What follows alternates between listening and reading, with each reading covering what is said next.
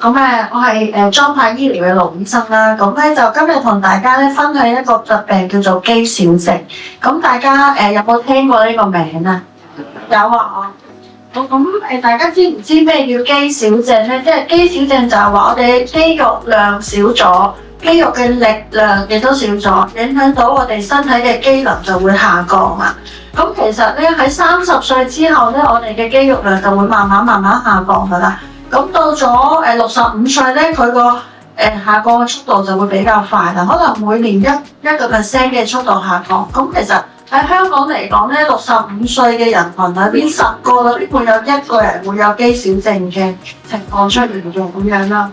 咁其實咧，比如男性咧，反而會患嘅機會會少啲嘅，因為男性咧佢哋後生嘅時候咧做運動多啊。即係嗰個肌肉量會比較多啲，咁女性相對嚟講個肌肉量會少啲咧。咁到咗年紀大咗之後咧，佢個肌肉流失會快啲，同埋咧出現肌少症嘅可能性會高少少咁樣啦。好啦，咁咧就係肌少症有3個特徵嘅。第一咧就係個肌肉量少咗，第二個咧就係個肌肉嘅力少咗，即係話個質量差咗。咁最後咧就係咧我哋成個身體機能下降咗，即係行路好慢，個人好攰，好容易攰啊咁樣咯。咁有冇人知道有咩原因或者有咩因素可以令到呢件事加速咗發生咧？你坐喺度唔喐，係啦，因為唔運動啦，啱啦，係啦，呢個係一個其中嘅因素啦。因為成日坐喺度唔喐，少運動咧，亦都會加速肌肉流失嘅。仲有冇其他原因啊？都係唔吸收啦，食少少醬都唔吸收嘅。戴口罩嗰位先生，戴口罩嗰位先生，你講下。你講下，係啊。係咪吸收蛋白質唔夠啊？係啦，即係話你食嘢少咗，胃口差咗，吸入嘅嘢少咗，咁你生產嘅原料都少咗嘅話，咁你嘅肌肉量都會少嘅。咁仲有咩原因啊？仲有應該平均每日要做嘅運動咯。仲有係啦，因為啱啱呢位太太講咗啦，就係嗰個成日坐喺度唔喐咁樣啦。咁其實咧，對於一啲長期病患嘅人士嚟講咧，比如一啲糖尿啊，或者心臟有問題啊、心臟衰竭啊、通過波仔啊，或者係有啲長期病患嘅人士嚟講咧，佢個肌肉流失量都會快啲嘅，因為佢個新陳代謝慢咗啦。咁同埋咧，佢有一啲長期病患咧，佢個血管嘅塞嘅程度，因為會有啲血管塞嘅情況，都會有影響到嘅。咁所以我哋就話，對於一啲年紀大嘅人士同埋成日喺屋企坐喺度唔喐啊、臥床嘅病人嚟講咧，咁佢發生肌少症嘅機會率就好高啦。好，咁咧就肌少症有咩特別？有咩併發症咧？第一就係因為我哋個力唔夠啦，行路好唔穩陣，所以好容易跌親。咁跌親之後咧，我哋就個生活能力就會下降啦。咁就變成咗我哋比較容易依賴人哋生活嘅自理能力差咗。咁亦都會有好多抵抗力下降啊，或者我哋入院嘅風險就會高咗啦。咁同埋咧，因為肌肉咧係消耗我哋嘅糖分嘅。咁如果你嘅肌肉少咗嘅時候，消耗嘅糖分少咗咧，咁亦都會增加胰島素嘅阻力啦。咁亦都會增加糖尿嘅風險。所以就話個肌肉流失得快嘅人，其實佢啲新陳代謝嘅一啲疾病啦，例如糖尿啊、心臟病啊，其實嗰啲風險會增加咗咯。咁另外咧就係會整到我哋成個生活質量就會下降咗啦，咁個死亡風險亦都會高啲咁樣咯。好啦，咁我哋可以睇下呢個表格。咁其實咧喺20歲到40歲嘅時候係我哋肌肉嘅黃金時段啦。咁點解嗰陣時就要叫大家做多啲運動，就係增加我哋肌肉嘅儲存。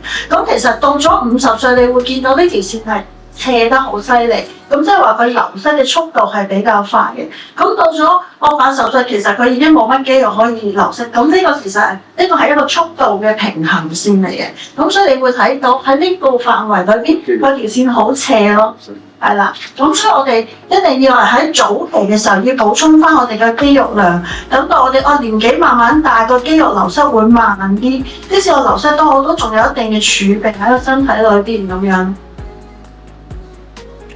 咁其實咧，我哋有時候話咁咧冇咗肌力啦，啲肌肉嘅質量又差咗啦，因為我哋身體嘅機能就會慢慢退化。咁體現最常見就係我哋行路變得慢咗，冇以前咁快啦，因為我哋冇咁多力氣啦，同埋咧你越行得你啲肌肉唔夠嘅時候，你嘅呼吸亦都會有影響，咁亦都會影響到我哋一唞氣辛苦嘅時候，你又會行得更加慢啲啦。咁所以其實咧，我哋就通過呢個步速咧，就可以反映到我哋身體嘅肌肉量啦，同埋我哋嘅身體嘅機能。咁如果我行路嘅速度係 OK 嘅，咁即係我可以喺另一個方面就反映到其實我哋自己自理能力都可以啦，咁樣咯，唔使太依賴人哋，亦都唔需要話特別需要用到拐杖啊，或者係四腳架咁樣去幫助自己行路咁樣啦。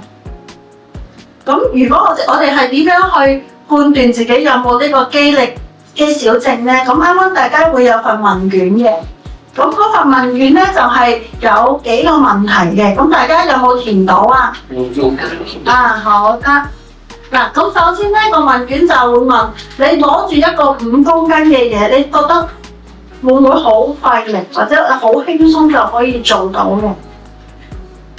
嗰包米係啦，嗰包因為你我去街市買完嗰包米，你清翻屋企，你覺得辛唔辛苦啊？請問咧係一包嘅，我話要2隻手喎，2隻手即2包啊？係啊，2隻手。咁1隻手得唔得啊？1隻手得到，1隻手就可以嘛，吊完都可以，係啦，2隻手，因為俾佢哋拎，如果可以折中啲就係我拎隻手。拎完攰咗，我拎呢一邊係咪都可以？講啦，唔拎2包都 OK 嘅。2包就同時就唔得啦，好重啊！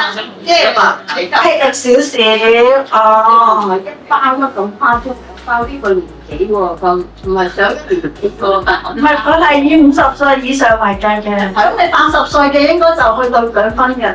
係啦，咁你如果50歲嘅人，可能就0分咯。因為佢係有個點解佢會 set 定0分到2分，就係有個年紀界定。係咪全部呢度？係啊，你用50歲嚟界定啊，因為啱啱我哋條線係喺嗰個位係最斜噶嘛，係啦咁樣咯。咁跟住就係話你自己由個廳行去廚房喺屋企行路，覺得輕唔輕鬆啊？如果你覺得好輕鬆就0分，如果行唔到就2分。如果你話行得慢少少，仲要用拐杖嘅，咁就中間咯，有啲困難咯。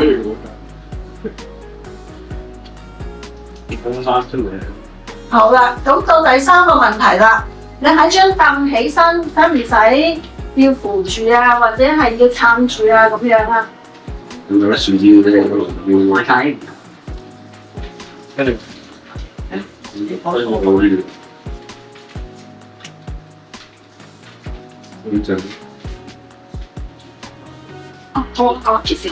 咁我哋一般就以硬凳為主嘅，因為梳化咧佢好難，個人會跌咗落去啊。係啦，咁其實後生少少嘅都會需要不自覺地用少少力啦。咁我哋就以硬嘅餐台凳為主啦。係啦，咁如果你覺得都好輕鬆嘅就0分啦。咁如果難嘅就完全都起唔到，要靠扶嘅，咁可能就要2分啦。好啦，咁到第4個問題啦。第4個問題就係你行10級樓梯，有冇覺得好喘氣啊？係啊，都好。如果有少少困難就係1分啦。如果話我都好暢順、好順嘅咁樣行晒10級樓梯嘅就0分啦。係啦，我估大家應該都行到10級樓梯嘅，一口氣都係。喘下氣就要1分啦喎嚇，係啦，喘下氣就1分啦。好啦，咁過去呢1年裏邊有冇跌親過啊？有嘅。我想問咧，我咧係完全冇外物去擊到你，你覺得係特登腳軟有外物擊到你嗰啲唔算咩？有外物擊到嗱，通常就你企唔穩，真係跌親咗咯。嗰啲即係啲磚啊，唔小心擊一擊嗰啲就唔算啦，係啦，因為有時候真係行路會唔小心噶嘛。啲磚咧佢揼咗上你踩嘅，佢揼上你，跟住一坐俾佢上過。係啊，嗰啲就唔算嘅，係啦。因為如果係呢啲就好容易都出現有好多情況嘅啦，係咁樣咯。呢係自己真係腳軟啊，唔夠力啦，跟住就仆親啦，係啦咁樣咯。我成日咧分咗佢嗰度都要不足，即係天生嗰啲，以為你夠肌，即係夠強力咧就可以頂得住咧，平衡到唔跌啦。嗱，咁呢個嘅問題咧就提得好好，其實都有少少因素嘅，所以我哋後邊咧會提到呢個，當你真係碰到呢啲石頭啊或者台階嘅時候咧，我哋身體有個反應嘅問題，咁一陣間會喺後邊講到嘅。好，咁大家計下自己幾多分啊？我想多1分。嗱，咁佢就話其實4分以上咧就有呢個肌肉流失嘅風險㗎啦。咁我哋就要再做進一步嘅篩查，去睇下自己個肌肉流失嘅情況啦。咁樣有冇人0分㗎？哦，OK， 都幾多人0分喎。好啊，咁冇人4分啦，嗬？4分應該冇啊。有啊，咁你邊一 part 係攞到分數㗎？全部都冇。全部都過得到啊！到你都知道嘅。翻定一包啊米嗰度。左右兩隻手攞，你左右其實咧就係最好就係兩隻手攞好，兩個兩分16分啊嘛。係啊係啊，咁如果咁樣好輕鬆就0分咯。啊，total 10公斤就係2公斤，係啊，一包咧就 OK，係啊2包就唔同講唔同，係啦。好啦，咁紅色條紋嘅女士，你係邊個位有分？全部都有分數。全部都0分，全部都0分嘅。哦，全部都0分，係真係冇事啦，係啦。有冇4分以上㗎？4分以上即係話每一樣我都有啲困難嘅咁樣。有冇話4分以上嘅？應該都冇啦，大家睇起身都好精靈，活動能力都應該 OK， 係啦 OK， 好啦，咁呢個就係一個簡單嘅篩查問卷嚟嘅，因為佢係融入咗你日常嘅生活，因為呢啲其實你日常生活經常會接觸得到啊嘛。咁另外一個咧就係我哋度我哋嗰個小腿啊。嗰個小腿肥嗰嚿一突出嚟嗰嚿肌肉嘅大細啦咁樣，咁男士咧就以34為標準，女士咧就33為標準咁樣。咁呢個只不過係一個初步嘅評估嚟嘅啫，唔係話我少過佢就一定有，因為有啲人本身就天生就好瘦嘅咁，或者有啲人本身係好肥嘅咁，咁呢個就只不過係初步嘅一個評估嘅啫，唔可以為準嘅咁樣啦。咁我哋如果話我哋初步嘅評估篩查發現自己有呢個風險喎，咁我哋接落嚟又點樣做咧？咁我哋診所咧就有一啲壓力嘅測試啦，即係比如你有個機器你握住佢，咁評估一下你個力嘅情況啦。同埋咧，我哋可以做翻呢個測試，就係話你喺張凳起身做由坐低到起身做5下，你會唔會超過12秒咯？咁呢個就係一個初步嘅評估，啱啱嗰個係問卷篩查啦。咁呢個係評估嚟嘅。如果呢兩個係有陽性嘅話咧，其實咧個風險比較高。咁我哋就會接落嚟咧，真係要做一啲確診嘅檢查啦。咁確診嘅檢查咧，其實咧就有2種唔同嘅方法嘅。咁就係呢2種唔同嘅方法啦。咁其實如果一開頭要確診嘅話咧，我哋係建議做 X 光，咁佢就可以睇到嗰個肌肉啊、脂肪啊、骨骼嘅分佈啦。咁但係呢個咧就有少少輻射嘅，因為都係啲 X 光嚟嘅，同埋一定要去醫院啊或者啲放射中心去做嘅咁樣。咁通常呢個就確診比較準確嘅。咁到咗，我確診咗，我開始進入治療階段啦，我開始補充翻啲營養啦。咁我接落嚟要睇下自己有冇效果啊，嗰個進展點樣咧？咁咧隔離呢一款咧，佢就可以咧就當成係我追蹤嘅，一定期追蹤跟進翻我嘅情況嘅咁樣咯。咁所以一開頭我哋話準確度一定係以照 X 光嘅標準。跟住最後咧，我哋平時進展啊，睇下我哋嘅效果啊，咁樣咧就用左邊呢款咯。咁呢啲都係通常要喺醫院先可以進行得到，或者喺診所嘅 centre 咁樣咯。好啦，咁如果我哋真係確診咗自己有肌少症啦，咁大家覺得會有咩方法可以幫到你哋去提高翻自己嘅肌肉能力咧？係啦，好誒，等陣我哋有禮物㗎。好，呢位女士咧，做運動，做運動係做咩運動啊？會講嗰啲係啦，佢都動作都做埋啦，係啦 ，OK， 係啦，就係負重運動啦。咁仲有冇咩方法啊？增加蛋白質，呢個增加性蛋白質。增加食蛋白質。咁有冇話邊啲蛋白質你會推薦俾大家咧？雞蛋啊，雞蛋，仲有冇其他啊？肉係啦，好咁再俾多條題目大家，仲有冇其他方法可以提高我哋嘅肌肉量㗎？我哋係骨個好骨。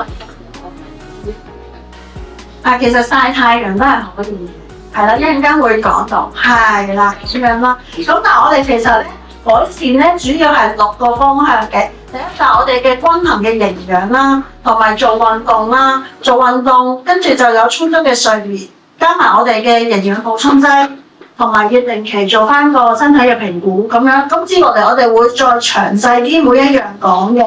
咁啱啱嗰位先生都講到啦，其實蛋白質係好重要嘅，對於肌肉嚟講。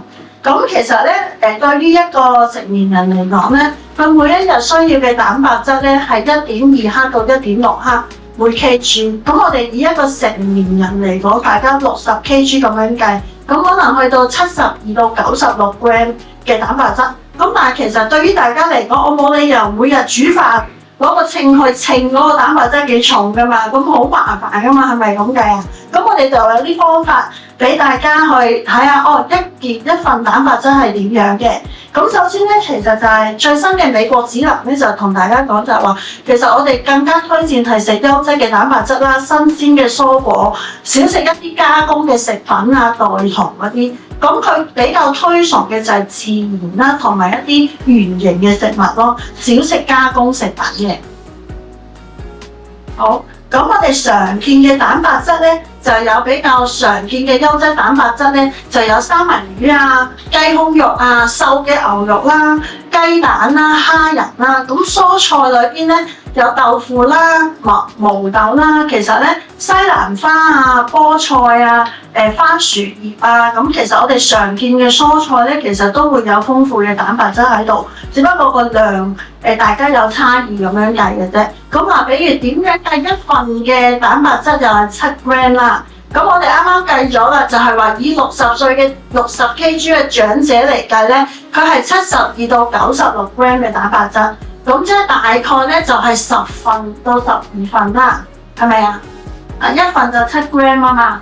咁72同96，咁大概就10份到12份，就3份左右。咁易記就話起碼每日要食10份嘅蛋白質，咁樣就大家最易記啦，係咪？咁一份蛋白質係點樣計咧？就係其實一隻雞蛋已經係1份嘅蛋白質嚟㗎啦，係啦咁樣。比如我細嚿嘅三文魚，手心咁樣嘅三文魚，其實都係1份蛋白質嚟嘅，因為佢哋嘅蛋白質含量比較高，係啦。咁比如我哋飲牛奶啊同埋豆漿，其實都可以補充翻個蛋白質嘅。好啦，咁究竟點樣計咧？就係話大家攞隻手出嚟。就係我哋手心呢一個最中間呢個位，就係1份蛋白質。咁同時，如果你話我淨係嗰個唔好對喎，咁我就以呢個手指呢個位，跟住再中間左邊一半就係1份蛋白質咯。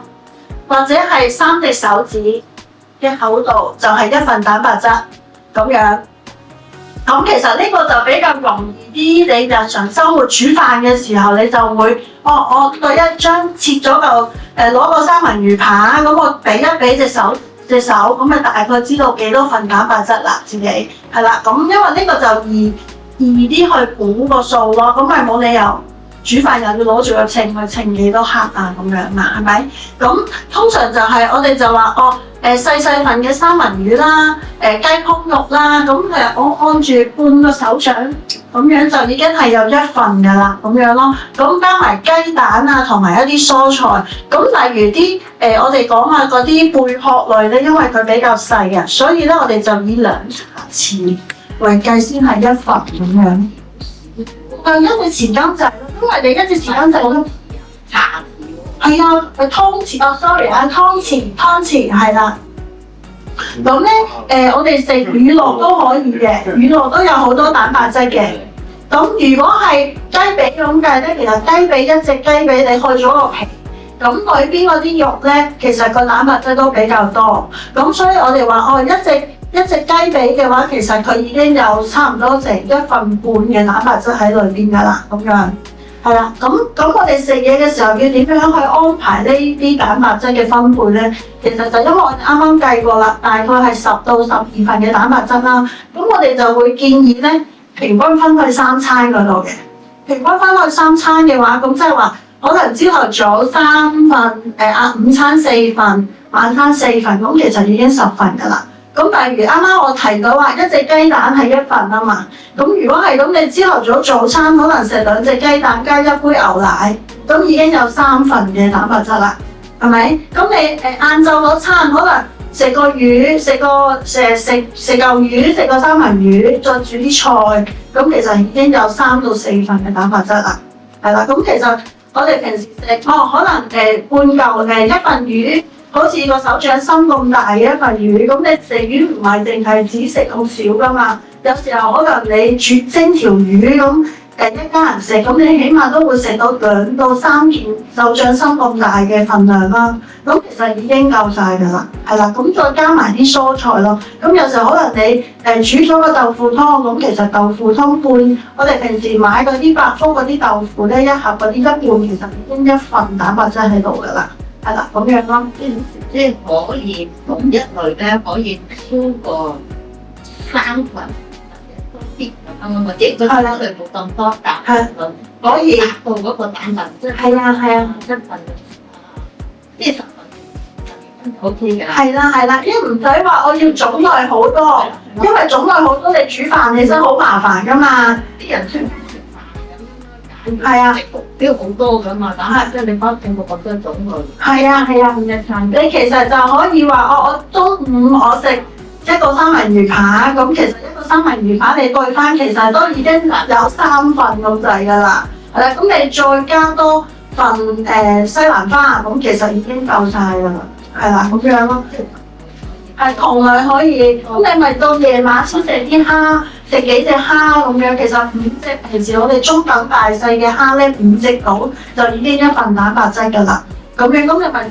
朝頭早食魚，晏晝食蝦，夜晚食蝦或者隔開咯，因為如果你話種類太多嘅時候，你煮飯買餸都唔方便，冇咁有條件㗎啦，你個家庭邊有人嘅朝頭早買？梗係啦，梗係你方便你自己煮飯為主，咁但你可以嗰樣嘢煮多少少，咁你可能朝頭早你食完個雞蛋，咁晏晝夜晚嗰餐你又想蒸水蛋喎，咁其實都得㗎，冇關係㗎呢啲，係啦。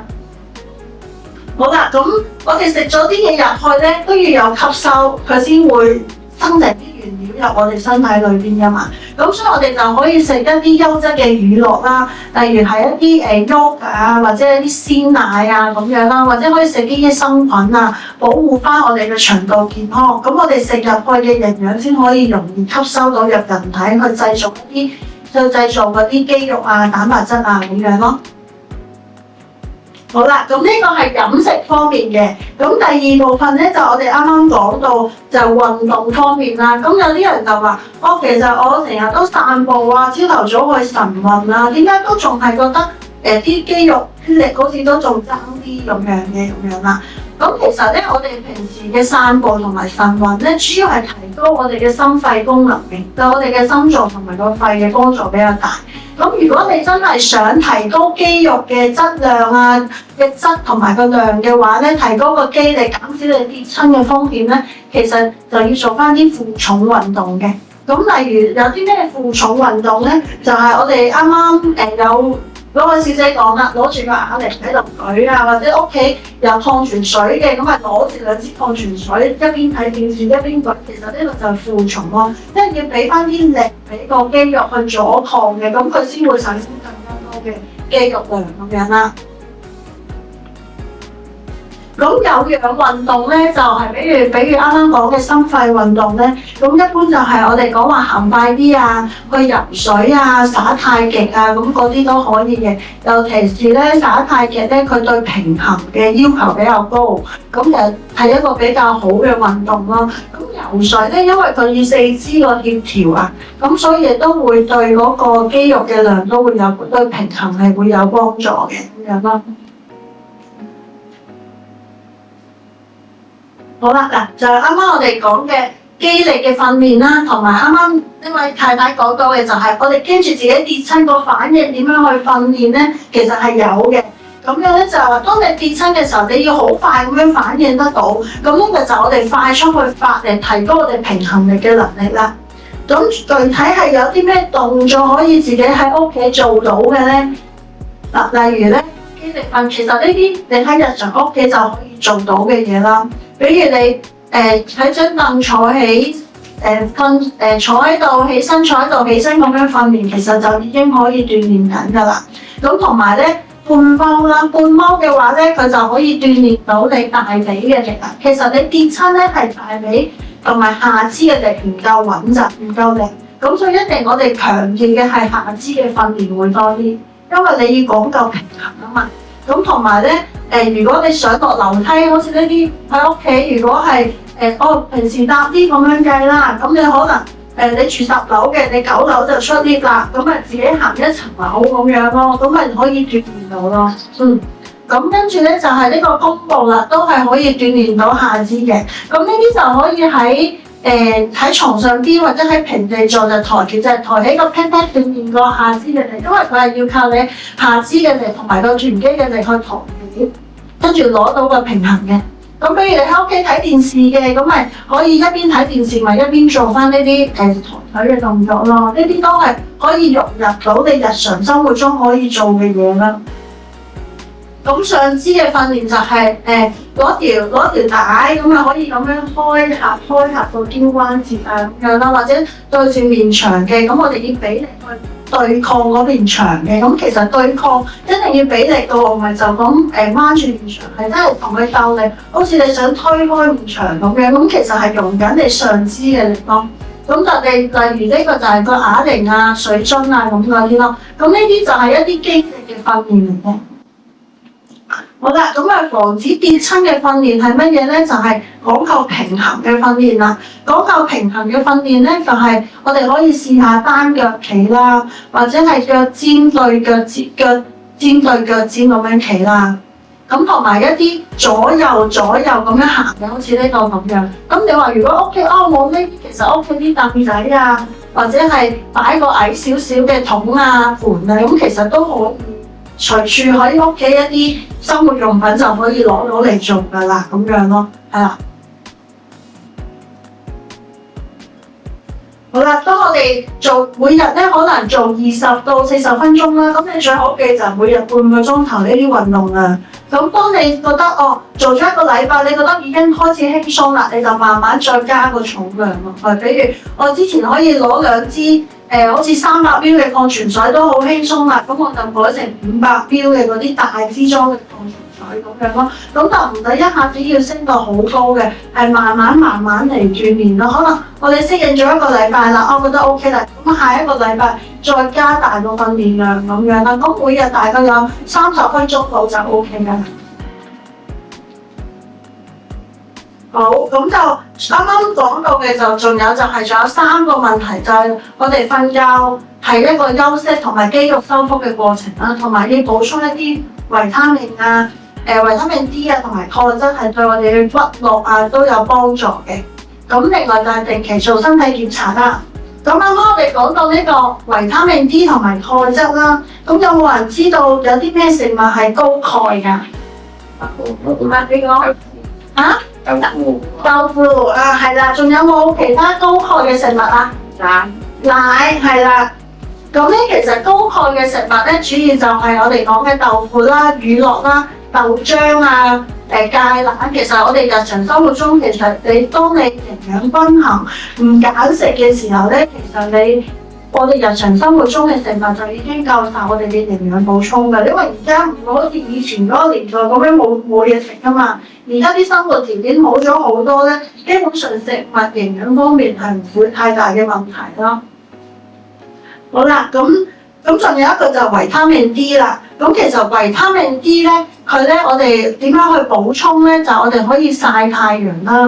例如就係朝頭早冇咁曬嘅時候啦，你唔好12點零鐘去喎，咁一定中暑啦。咁你可能10點零鐘個太陽暖暖地嘅時候去曬就比較好啲啦。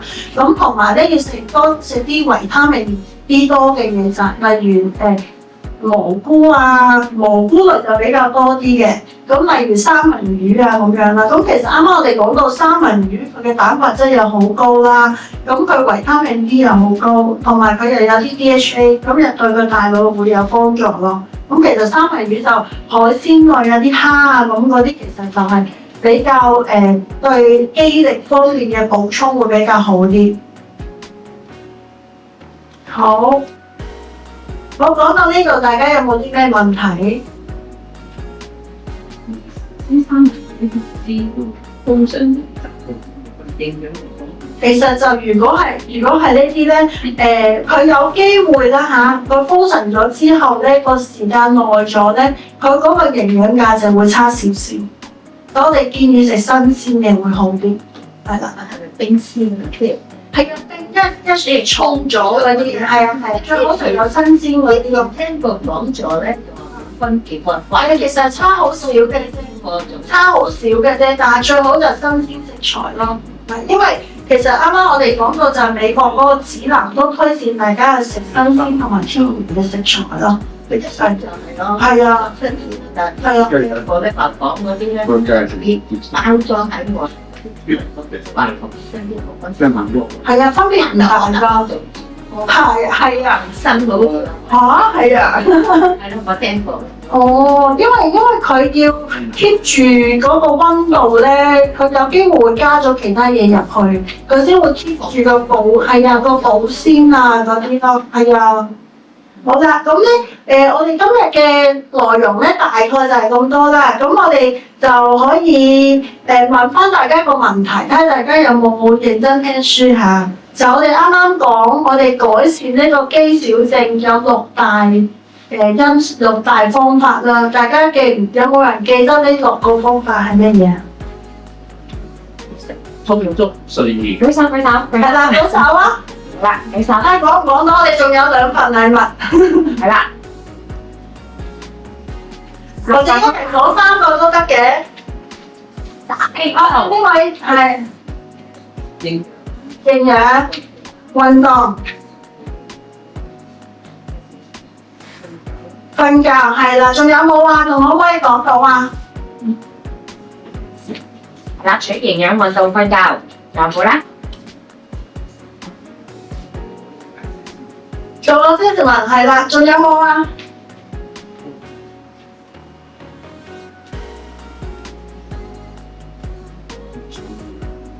仲有冇人諗到啊？體能練習嚇？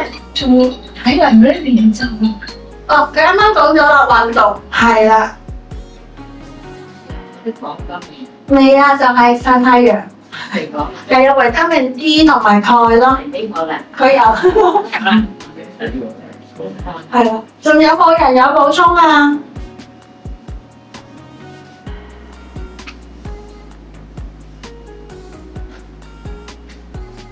好，咁主要就係我哋要有均衡嘅營養啦，做運動啦，咁同埋要每日要多啲喐動喎，唔好成日坐喺度。咁樣咧，同埋要瞓得好啦，因為睡眠咧其實係對我哋嘅身體修復好重要嘅。咁同埋要食多啲要食翻啲維他命 D 啊，同埋鈣質啦，係啦，咁就定期做翻個身體檢查做評估咁樣啦。係啦，咁今日我哋主要嘅內容就係講肌少症嘅一啲特點，同埋佢係點樣可以幫助我哋提高改善翻我哋嘅肌肉量啦嚇。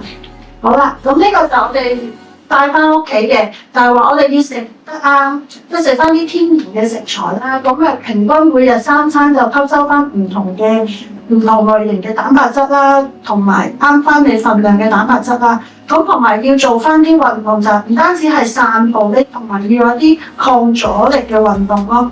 咁例如就係定期要自己留意翻自己身體嘅變化，有冇好容易跌親，有冇好容易咧係突然之間又瘦，突然之間瘦咗啊！可以定期自己做翻啱啱嗰個問卷，自己去反思下，我最近有冇發生呢啲事情咧？咁樣係啦，咁樣咯。